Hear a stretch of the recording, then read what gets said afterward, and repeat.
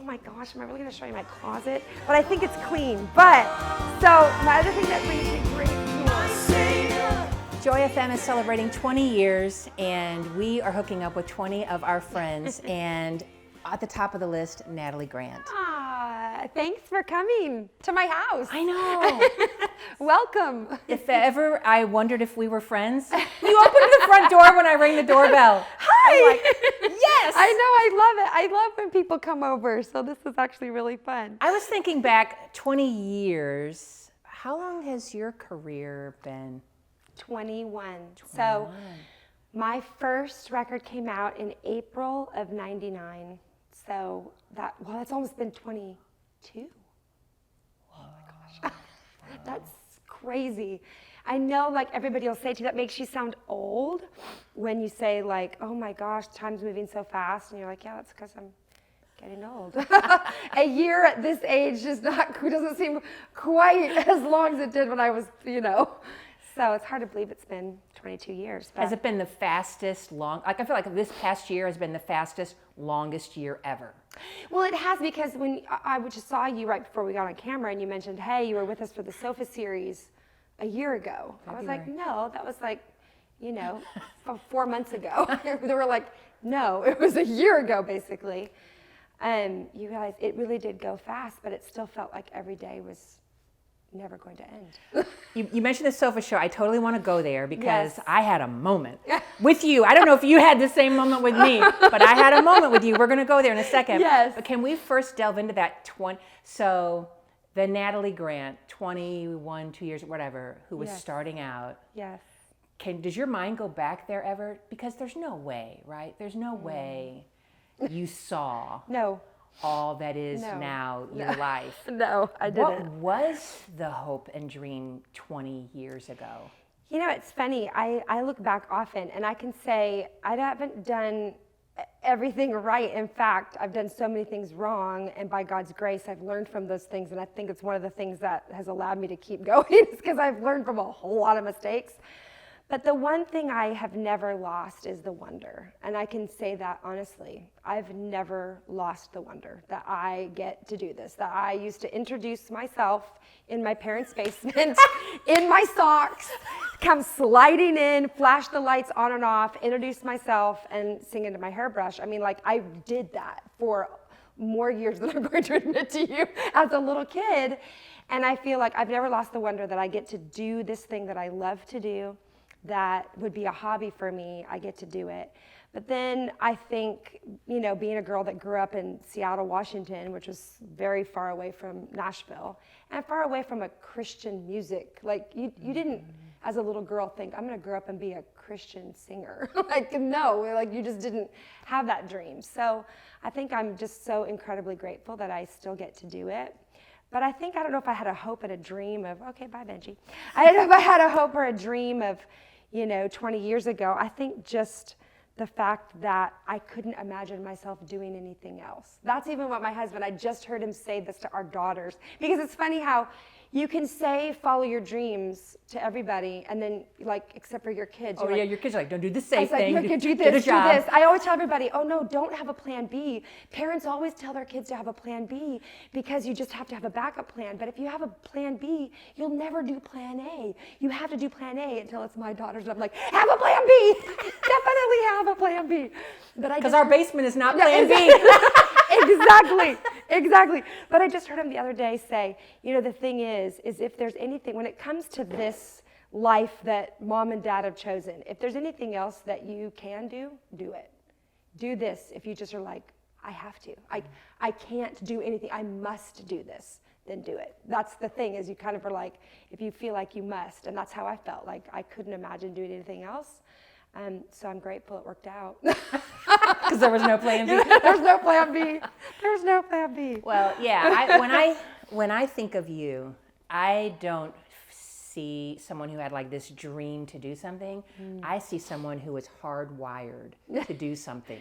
Yeah. Seriously. Yeah, I love because, that you say it like that. Right? I received I've that. seen you in enough times. There are all kinds and very good voices. And then there's just, I'm creating this person to do this thing Yeah. for my purposes, right? Yeah. And that's what God has created you to do. You don't need me to tell you No, that. but You're that means yes, so yeah, much yeah. hearing it. Thank you.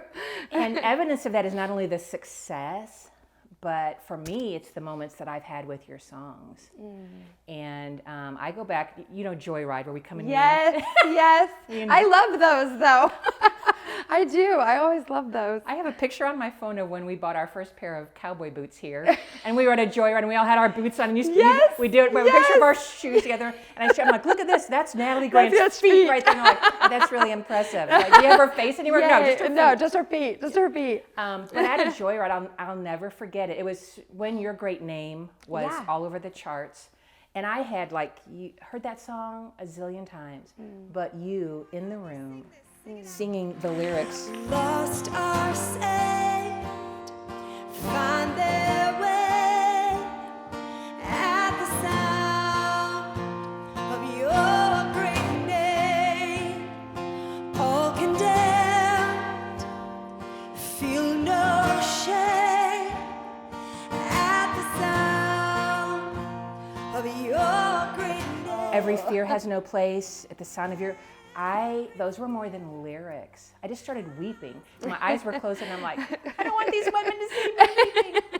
But Yeah. It's funny when you're saying those words, too. I'm like, hey, that song came out in 2010.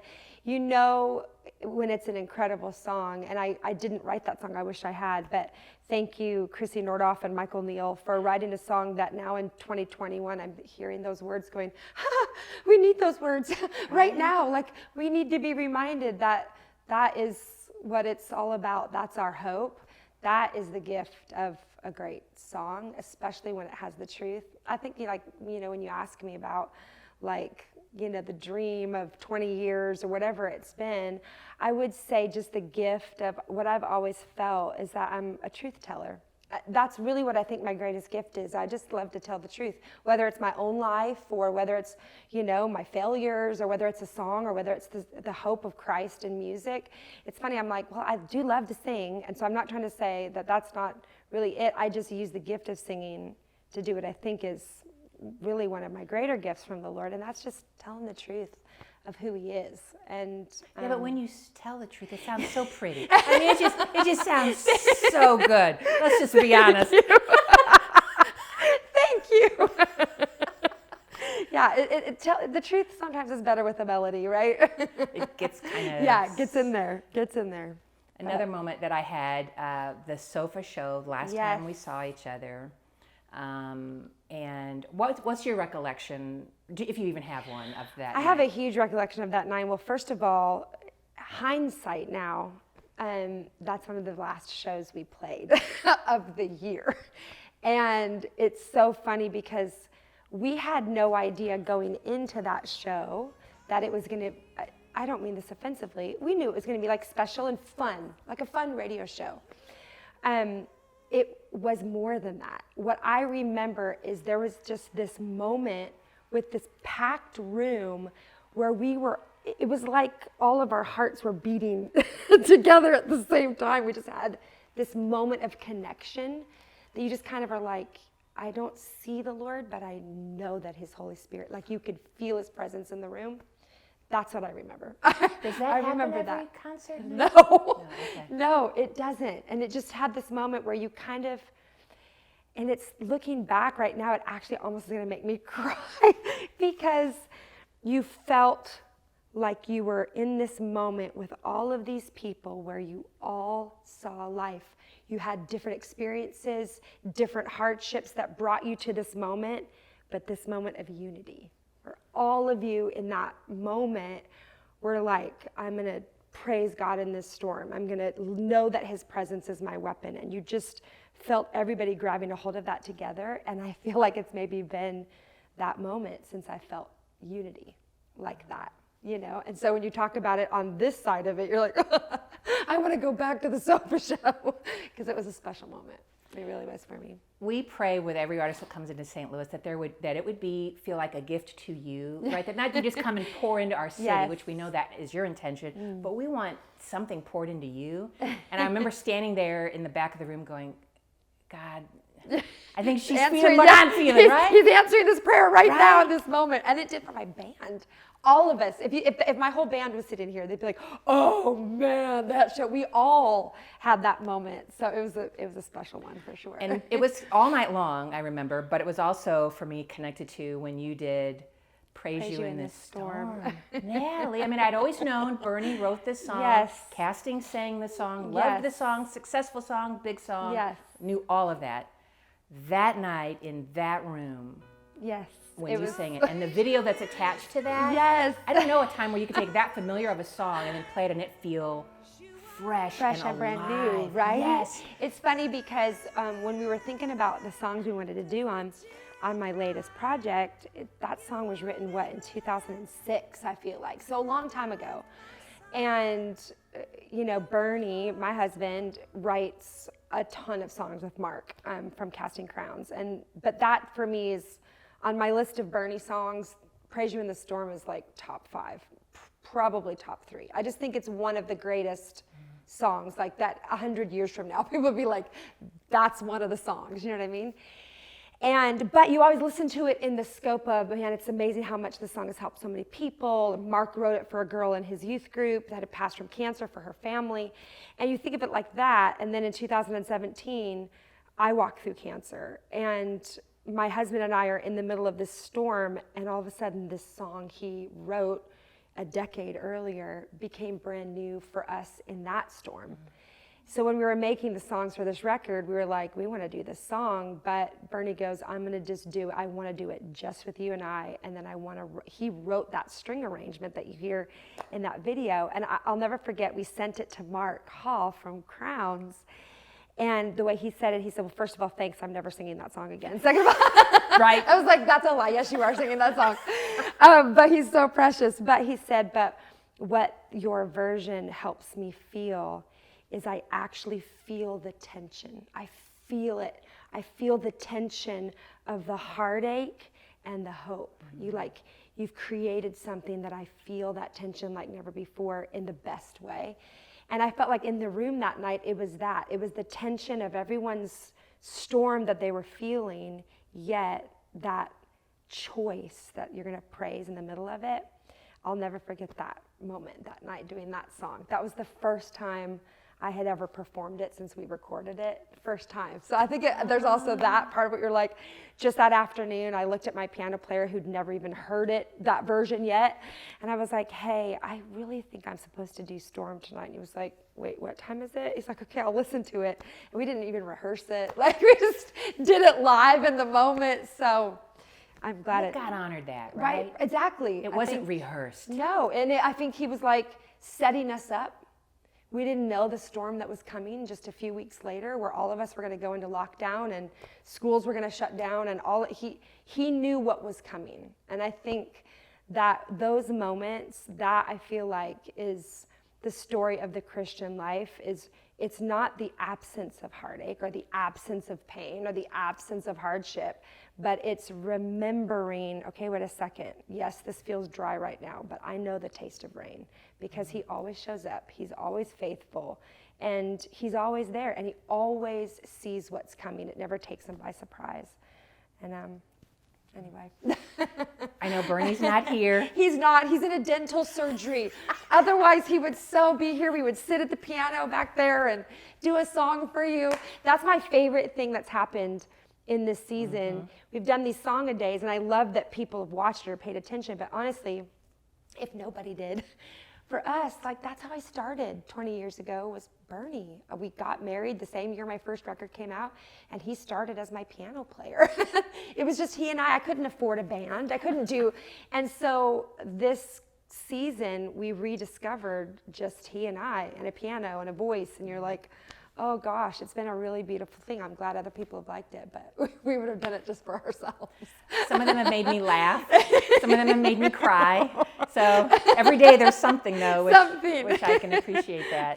You're the best. Well, I just want to say, I'm going to encourage people to go find the video of Praise You in the Storm that Natalie does. Yeah. Natalie and Bernie, you're both in the video. It's the first video we've ever done together. I didn't know that. He did the video with me, which was really special. And I have to say, 20 years of making music videos, it's special. There's just something about it, the way that the director created on these screens, you feel the storm in the room. It's like so cool. It's an experience, so check it out. And your hair looks really good even when it's wet. I don't, come on. Thank you.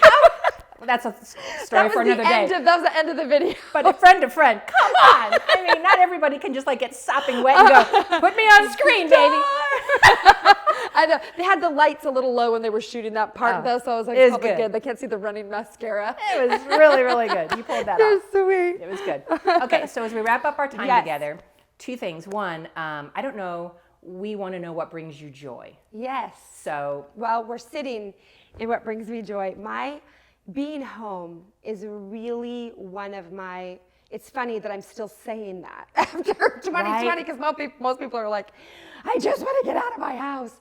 But for people who tour for a living, I mean, I've been touring for 20 years.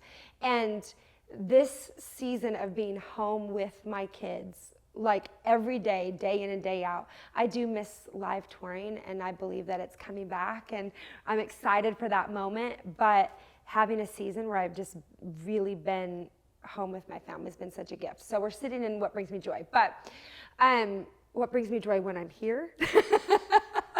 Couple of things. Cooking, for sure. So can we go see my kitchen? Well, I was going to ask, can we get a sneak peek? Yes. Is kitchen, Couple is that things. fair game? Yep. Are we good? Camera person? Okay. Camera person? Okay, so there's a couple of things. One, that I love. It's not clean in here, so don't judge me. Don't judge my pantry. Ooh, we're going behind. Hold on. I gotta make sure. Oh yeah, don't judge it. Don't judge it because it's messy right now. But I do love my pantry because I love to cook. So one of my favorite things to use when I cook is on this shelf right here. Oh my gosh, don't look at how messy my pantry is. But this is so awesome. I know, I'm actually at least gonna put a lid on that box. It's so messy. But an air fryer. If you've never used an air fryer, use an air fryer because it will change your life, and it makes the best hash brown patties of your life. So I just want to go ahead and let you know that. But I find great, like I love to cook, and I have a huge island, and that's one of my favorite things. During quarantine, however, I wish that I could like find a picture for you, but one of our favorite things we did during quarantine was we made quarter football, and we put black duct tape, and we made lines, and then you had to flick a quarter, and if you made it on the 10-yard line, the 20-yard line, the 30-yard line, the 40-yard line, you couldn't if you made it into the sink, then you were out. But if you caught it to stop right here on the edge, that was a touchdown. So whoa, that's in quarantine, you got to make up games. Had you ever played that game before? Never. We made it up in quarantine because we didn't know what else to do. Are you the biggest football fan in the house, or is everybody? I'm the biggest, but they're all in. They are all in. My husband's Canadian, so he had to learn. He's more of a hockey fan, which is why he's having dental surgery because he got his tooth knocked out in a hockey game. Oh. He's a hockey guy, but he also loves football now. So what brings me great joy is cooking. I love cooking. I don't love baking because it's too precision oriented. I like to throw things in and not have to follow all the exact rules. I'm not good at baking. But then I'd probably say what else brings me joy is, oh my gosh, am I really going to show you my closet? But I think it's clean. But so my other thing that brings me great joy is last year we went through we've lived in this house for 10 years, and last year we renovated our room. And these doors bring me joy. Right, okay, so I will tell you the story of these doors. So I had seen on like Instagram, like all of us, when we look at, or Pinterest, whatever we're looking at, and I'd seen these like old vintage doors, and I was like, oh, that would be so cool. I want old vintage doors on my room. Who doesn't want old vintage cool doors? And then I looked at how much that cost, and I was like, okay, how nice for those people that had their old vintage doors. And then they were like, well, we can custom make you doors to look old. And I was like, I don't think that's the point, but okay. And then it was like this quote of like, I'm embarrassed to even say it, like $10,000 or something for like custom made doors. And I said, no, I'm just fine with my Home Depot doors or whatever it was. And then at this place in Franklin, Tennessee, they have like this, it's like a salvage yard. And these used to be red. You can kind of still see the color on it. These were bright red on one side and blue, like turquoise blue on the other side. And they literally cost a couple $100. And they dipped them and said, well, we don't know what it's going to look like when the paint comes off. And they pulled them out of the thing when they took the paint off, and I was like, so they didn't put nothing. They just hung them up. I know, so they're pretty. 150 years old and from a farm in Pennsylvania. That's all I know. Beautiful. But cool, right? Okay, sorry. So the only thing that makes me really, really happy is oh my gosh, this makes me soaking in that tub would make me happy. Oh my goodness. I know. It's kind of special. I'm not going to lie. We lived in here, and it was like really dark. And I wish that I could show you a before, because that shower used to be behind a closet. It was this straight, I don't know what the person thought that built this house, but it was a wall. You couldn't see that there was a shower. It was all covered up. And then it had a shower door, and then it had a closet door on front of. So I'm like, people were trying to hide that they showered. I was like, why is there a closet door on my shower? So anyway, it's really fun for us to have, like, we waited 10 years to do it. But beautiful. So in here is... I love the barn doors. In here is where I get to do my hair and makeup. This is where it happens, y'all. What I really wanted was a spot that I had like my own little makeup mirror, like in a dressing room. And so touring for so many years, you'll like go and you love venues. Like you'll rate a venue on, okay, do you remember their dressing room? That had great lighting, or when you're getting ready for your concert. And so the only thing I really cared about was being able to have a closet. That was a dream for me, a closet that had a makeup mirror. And so I was really excited about that. So this brings me a whole lot of joy. That seems very, very, very superficial, but it brings me a whole lot of joy. That's awesome. Yeah. You posted, you do some work from in here. Oh, because, girl, the light. Light. I'm like, I have a built-in ring light. So when I have to do, like, when I send out little radio videos, okay, like, let's do this. Hey, this is Natalie. See, the light, it like brightens you up. So when you like put the phone on a selfie mode, it looks pretty good. Love that. This is awesome. We're in Natalie's closet, y'all. This is so fun. Oh my gosh, the shoes are these are pretty fun. So my girls did my shoe situation. And my daughters were embarrassed of me that I had multiple animal print boots. They were embarrassed? They were like, Mom, this is wrong. You should not have this many animal print boots. I was like, photo shoot. Like most of the stuff in here came from photo shoots or video shoots or Grammy Awards or something. So the shoes way up here, I've worn those one time in my life. Because let's be honest, I can't wear heels anymore. I'm too old. Look at those. I know, they're like really high. Wow, you need those heels to reach those heels. I wore those to the Grammys, 2000 and I feel like maybe 17, maybe or 18. But I know a lot of these shoes have a lot of stories to tell. It's so fun. A lot of stories to tell. But they only got worn once because my feet. Yeah. But then you can't get rid of them. They're Grammy shoes. You can't. No. That's the thing. I can't get rid of them. So like same as upstairs, I have like this closet that has all like my every dress I've ever worn for a video shoot and now my girls just play with them. I feel like the only other, but I feel like it would be a flex, so I don't want to. The award room? Yeah, well, I can show you the studio. Well, my award room, I don't have one. Did I bring up a sore spot? No. I just, when they redid my room, they like made me a really cool one. Oh, but beautiful. I will tell you a little kind of funny thing. It's just a Herms family thing, but Bernie and I were tied at 8 Dove Awards each. and he just beat me. I was like, wait, what? It was just a little thing. And then like every time I seem to be nominated for a Grammy, he's always in the same category, and he beat me for that too, but I'm not bitter. But it's not over. It's not over. It's not over. It's not over. I'm going to come get one of those one of these times. She's going to flick the quarter one more time and get it close to the sink. Okay, so one other spot that shows me that brings me joy. I'll bring you downstairs. Sorry, it's kind of dark. And it might be messy because I haven't even looked down here. So this is Bernie's space, basically. This is his man cave? This is like his space. So this is separate where people will come to work. So he's written, so many of the songs that you play, like all of these he's written in this room. Wow. But this is where we make music. And this brings, he's going to be so mad that I brought people in here when it's not cleaned up. I don't even know how to turn on the lights. Like literally I need him for it.